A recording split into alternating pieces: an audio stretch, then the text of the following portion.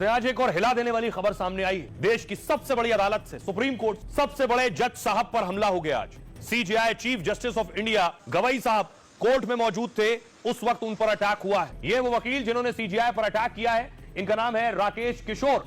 यह सब तब हुआ जब सुप्रीम कोर्ट में सीजेआई साहब की बेंच सुनवाई कर रही थी। सुप्रीम कोर्ट के कोर्ट रूम में हुई इस घटना पर बहुत से दावे हैं। खबर है कि चीफ जस्टिस की ओर कोई वस्तु फेंकी गई। दावा किया जा रहा है कि ये वो वकील हैं जिन्होंने जूते से हमला किया, यह भी दावा किया गया, जबकि कोई ये कह रहा है कि वकील ने बस जूता उछाला। गवाहों का कहना यह भी है कि पेपर का रोल उछालता दिख रहा है। कोर्ट रूम में मौजूद लोगों ने कहा वकील मंच के पास पहुंचा, उसने जूता निकाला और न्यायाधीश की ओर फेंकना चाहा। सुरक्षा कर्मियों ने देखा तो तुरंत इसे रोककर पकड़ लिया। 71 साल के आरोपी वकील का नाम है राकेश किशोर और सुप्रीम कोर्ट में राकेश किशोर का रजिस्ट्रेशन 2011 में हुआ, जिसे तुरंत अदालत परिसर से इसे बाहर ले जाया गया, हिरासत में ले लिया गया। जब वकील को ले जाया जा रहा था तो वो चिल्ला रहा था। वकील ने सनातन का अपमान नहीं सहेगा हिंदुस्तान बोला। इस घटना से सब सन्न थे। कुछ देर कोर्ट की कार्रवाई भी रोकी गई। हालांकि घटना के बाद सीजेआई गवई साहब ने अपना संयम बनाए रखा। उन्होंने अदालत में वकीलों से अपनी दलीलें जारी रखने को कहा। सीजेआई गवई साहब बोले कि इन बातों से मुझे कोई फर्क नहीं पड़ता, इस तरह की बातों से हम विचलित नहीं, आप भी मत होइए। सीजेआई ने आरोपी को छोड़ने और जूता वापस करने को कह दिया, जिसके बाद जांच और पूछताछ के बाद इस वकील को छोड़ दिया गया है। यह है वो मूर्ति जिसे आप देख रहे हैं, इसी पर सुनवाई हो रही है। सीजेआई पर हमले के पीछे उनके एक बयान को वजह बताया जा रहा है। भगवान विष्णु मामले में उनकी टिप्पणी से वकील नाराज था। यह मामला मध्य प्रदेश के खजुराहो में एक मंदिर से जुड़ा हुआ है, जहां भगवान विष्णु की 7 फीट ऊंची एक सिर कटी मूर्ति है, खंडित है। इसकी पुनर्स्थापना को लेकर सुप्रीम कोर्ट में याचिका लगाई गई।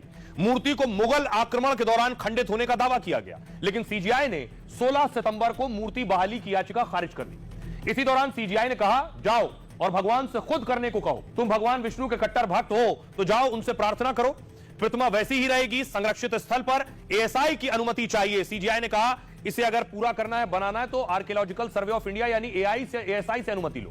भगवान से कहो वाले बयान पर सोशल मीडिया पर विरोध होने लगा सीजेआई का।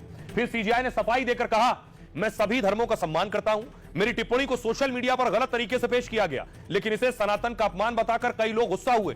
दावा है कि आरोपी वकील राकेश ने भी इसलिए हमला किया है। सबसे पहले इमरान मसूद ने कहा यह जाति धर्म के नाम पर फैलाई नफरत का नतीजा है। इतिहास में इसे काले दिन के रूप में लिखा जाएगा। वो बर्दाश्त नहीं कर सकते कि दलित का बेटा सीजेआई बन गया है। टीएस सिंहदेव कांग्रेस नेता ने कहा बीजेपी और उसके समर्थक सनातन पर सियासत कर रहे हैं, उनके मुताबिक फैसले नहीं हो तो ये हावी होना चाहते हैं। सुप्रिया सुले, सांसद शरद गुट, इन्होंने कहा कि कोर्ट में सीजेआई पर हमले की कोशिश चिंताजनक है। यह न्यायपालिका पर दबाव बनाने की कोशिश है। सम्मान बनाए रखने के लिए सख्त एक्शन की जरूरत है। वकीलों के संगठन ने कहा हम गहरा दुख और अस्वीकृति जताते हैं। यह जज और वकील के संबंधों पर प्रहार करने वाला है। सुप्रीम कोर्ट स्वतः संज्ञान लेकर उचित कार्रवाई कर सकता है। रोहित पांडे पूर्व सचिव हैं सुप्रीम कोर्ट बार एसोसिएशन के। उन्होंने कहा पूछताछ में पता यह चला कि वो वकील 2011 बार का सदस्य है। उसने भगवान पर सीजेआई के बयान के बाद यह हरकत की है।